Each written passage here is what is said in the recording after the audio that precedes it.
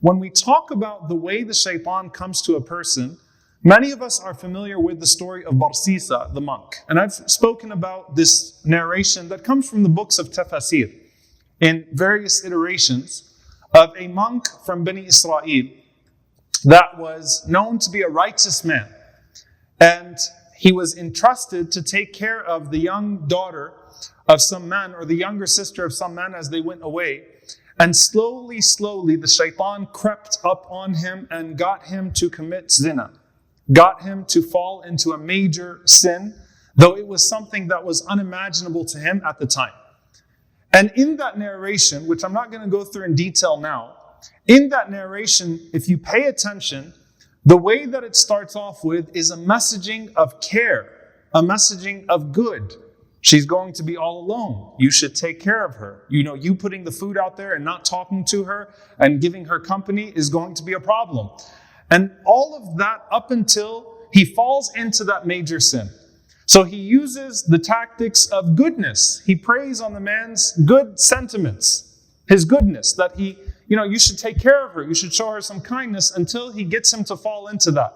And then you just see that narration take the turn, where the shaitan takes him from bad to worse, and bad to significantly worse. First, it is adultery.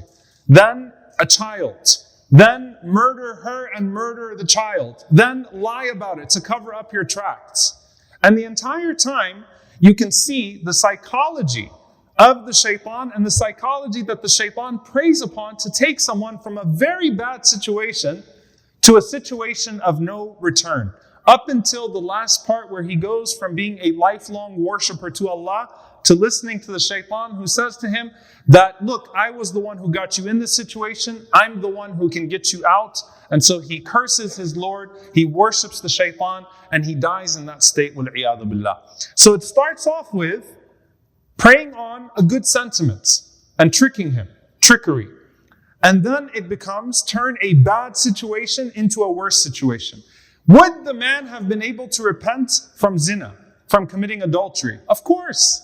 We know of a woman in the time of the Prophet ﷺ whose repentance from zina was greater than all of the repentance of the people of Medina, in the words of the Messenger ﷺ. The story of Ma'iz radiallahu ta'ala anhu. There are so many stories that we see of repentance even from a horrible and major sin. It doesn't take away from the status of the sin. The sin remains as it is. It's a horrible sin, but he could have repented from it. He could have turned back. But then the next thing and the next thing followed up with murder. Because how can you turn back to Allah after committing that major sin? Then follow it up with lying and follow it up with trickery.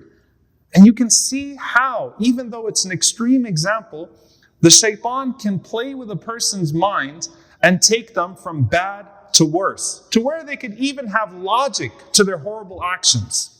And we see that manifest, subhanAllah, all the time when the shaitan is able to mess with a person like that. And then you see the other side. A hadith that is actually narrated in Bukhari. Another famous story. Another man from Bani Israel. The man who killed 99 people. We've all heard that story. I can see you shaking your heads already. Then he goes to a monk. He asks the monk, any chance for me to turn back to Allah? I mean, I didn't murder one person. I didn't just commit zina or steal or lie. I mean, I've killed 99 people. I'm a serial killer. Any chance of turning back to Allah? He tells him, are you crazy? You killed 99 people. He doesn't use those words, but that's the sentiment, right? I mean, you killed 99 people. What do you want to meet Allah now? You should have thought about that after 2 or 3 people. What's wrong with you? And so he kills him too. Because the man tells him, you have no hope. Then he goes to a scholar. And he asks the scholar. And here's the thing. You've all heard the story. I think, for the most part. I don't want to focus on the story. I want to focus on a few sentences from the hadith, and I'm going to tell you why. Because often we read these stories so paraphrased, and they're so extreme in their manifestations that we just don't get it. Until extreme things happen in our community, and we're like, wow. Okay, like some of these things from a hadith that we never thought we'd witness in our lives, we're witnessing now. And we don't relate to our behavior the message that is there. So this story gets quoted to mention the mercy of Allah.